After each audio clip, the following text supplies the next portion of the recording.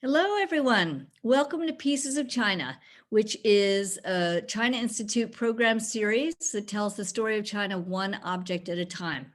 I'm Dinda Elliott. I'm the Director of Programs at China Institute. And tonight we are joined, very happy to be joined by Clarissa Wei, who is a wonderful Chinese food expert and a food journalist who has done a lot of work for Gold Thread, making videos for them and doing reporting for them. And Clarissa has traveled all across China, reporting on and making videos about Chinese food. And she is going to talk tonight about, of all things, the pickle jar. So Clarissa, why don't you join me and we'll get started with this conversation. So welcome, Clarissa. Good to have you. Thanks for having me. So my first question is just why on earth did you choose to talk about the pickle jar? To be honest, I didn't know that pickles were a big deal in China. So tell us about the pickle jar. Yeah, I mean, to be honest, growing up in Los Angeles with so much exposure to regional Chinese food, I didn't know that pickles were such a big thing until I started traveling through China and I saw these, as you can see in the slide, this type of shaped jar all over China. And then I realized it has a really particular design that's unique to the area. And I sort of honed in on it. And when you guys asked me to pick, an object that sort of represents Chinese food, I immediately thought of this because I think it's very ubiquitous, but also at the same time underrepresented. Right, definitely, definitely. I mean, I've been, thinking about China for about 40 years and really never focused on pickles or the pickle jar in the slightest. So tell us about the role the pickles play in Chinese food first. I mean, I honestly didn't really know myself that pickles were an important part of Chinese food. So talk about that a little bit. Sure. Pickles are mostly eaten as an appetizer, and they're sort of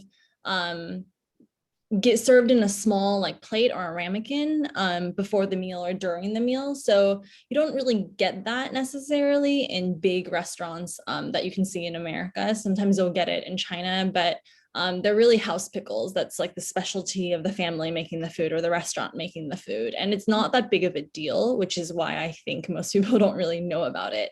But why I think pickles are super interesting is because they're sort of a microcosm for regional food in China. So, northern China has really salty food. So northern Chinese pickles, they use a lot of salt, a lot of black vinegar. Sichuan cuisine is known for being spicy. So they'll use Sichuan peppercorns and chili peppers as well. And like southern Chinese food near Guangdong and Fujian is known for being a bit sweet. So their pickles have a bit of sugar in it. So I think this is an interesting microcosm or an interesting way to tell the story of regional Chinese food in a pickle. That's so fantastic. So, and these pictures we're looking at right now come from a video that you made about Sichuan. So Yeah. before we keep going, through the process, which we can see in these slides in a minute, but let's pause for a second and just tell us a little bit about pickles in Sichuan and why did you go to Sichuan looking for pickles? Yeah, so my job back when I was full-time at Gold Thread was I got to travel China once a month and kind of choose whatever province I wanted to do in terms of the food. And Sichuan in particular, that region in China is really interesting because they specialize in lacto-fermented pickles, which just means it's in a salt brine, whereas other regions they'll put vinegar as the preservative. But here it's just salt and water, and they boil that together with some spices. And Sichuan is located in a really fertile basin, which means they just have a lot of good soil for great produce. And I think pickles are really used there to add as a counterbalance to all the spicy, heavy foods that are typical of the cuisine.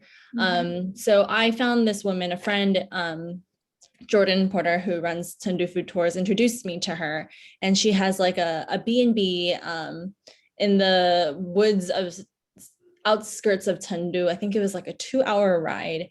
And she just turned out to be a real fun pickle enthusiast. It's not her full-time job by any means, but she's extremely passionate about it. And she just sort of took me through the process of how she makes it. And we went to like the nearby forest to forage for bamboo.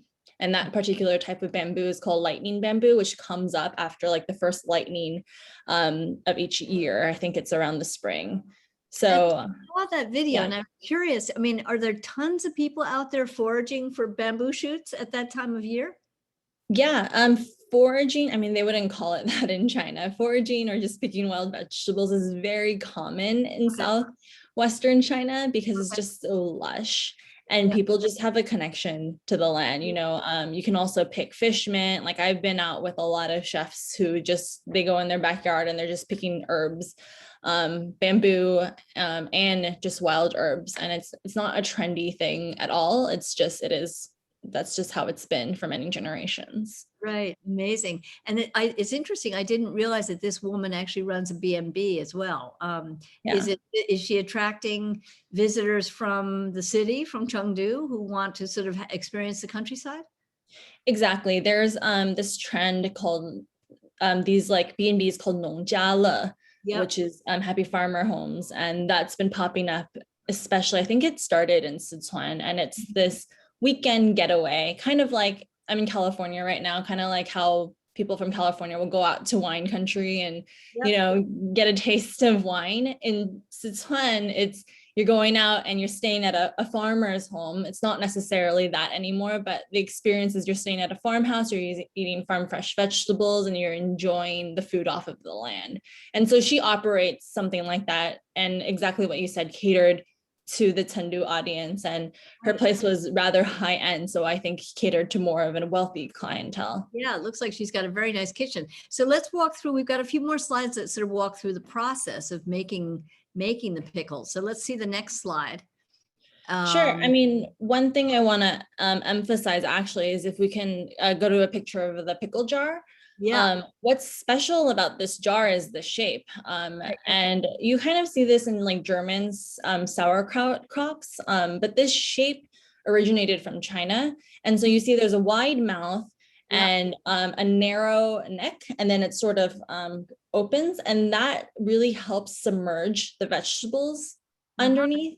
And that's really important to making pickles, because if the pickles touch air, it can spoil. And what's the coolest part, and we can stay on this slide, is you see her pouring water around the mouth, and that creates a natural water seal. And so what happens is that gas can escape, but microorganisms and harmful bacteria can't go inside. And she'll replenish that water seal every time it evaporates. And that's like once every month or once every 2 weeks and whatnot. So this design, I think, is ingenious. And it's just really unique. And I was doing a lot of research on this, seeing where else in the world has it. And you see it in Taiwan and Japan and Korea. And you see a little bit of it in Germany as well with sauerkraut. And the origin of this jar, from what I can find, comes from China. And what's really cool is like you see that bowl on top, that bowl is the lid, but you can use it as a bowl. So you're ladling out the pickles, putting into the bowl. And then in terms of material, the glass one is nice, but I think the one to her, the one to the right, that clay one, the clay has a unique microporosity to it, which helps absorb flavor, similar to a cast iron pot. So over the years, it just becomes much more refined, and it infuses the pickles with this unique flavor that you've developed. And this woman, she's had that jar for over 20 years and was maintaining a brine that was just that long as well. So it was really fascinating to even just try pickles from that jar. Amazing. Is there anything fundamentally different about the process in China from the way pickles would be made, say, here in the States? No, because pickles in the States and in the West, you know, you either have that vinegar brine or you have the lactofermentation, the salt brine. And so it's the same, that diversity is the same in China. But I think what sets the Chinese pickle process apart really is the shape of that pickle jar, because you don't get that anywhere else. Right. I've definitely never seen it in the States or anyplace else. So I'm fascinated by this tradition. I was looking into a little bit of history, and the tradition of pickle making, I guess, dates all the way back to 1100 BC or something like that, back in the Zhou dynasty. And yet, you know, today in China's modern cities, you still see the pickle jar, and you see the pickle jar in people's kitchens in cities as well as in the countryside. I'm just wondering what you think about that. Does it say something? I mean, somehow it's connecting, people are still connected to their traditions and their past, even though life has become very modern, right? For sure. I don't think there's that big of a disconnect from, living a more agrarian life to modern day city life, because many people who live in the city, just their grandparents, just a couple generations ago, they were sort of living that more agrarian life compared to here in the States, where it's been so far removed and people don't necessarily have that connection. Obviously, not every single family has a pickle jar, but a lot of people do. And it's interesting to see the contents in it because it kind of reflects where in China they're from. And yeah, like it's just such a little, and like you can get it in all different sizes and shapes. And I think people just have the pickle jar, not necessarily I don't think it's a conscious way to connect themselves with their homes. I think that's a little bit, yeah, but I think more so it is just, they want a taste of home in the city, you're ordering takeout and you just want a little bit of pickles to sort of break up the fat of the meal. Right. And I often think though about, it's such a great point you made, which is that it was really practically yesterday that, China's wealth, the 40 years is the blink of an eye, right? And the speed with which Chinese society and Chinese culture has changed in 40 years from this very agrarian society. And I sometimes think about how fragmented it must feel particularly for older people, right? To sort of their life, their world has totally changed. And I wonder, if people are, well, and it's also interesting that there's this new kind of trend, which is this expression "fanpu guizhen," meaning to sort of return to simplicity and return to kind of authenticity, that even among young people, there is a kind of longing to get back to nature and traditions, right?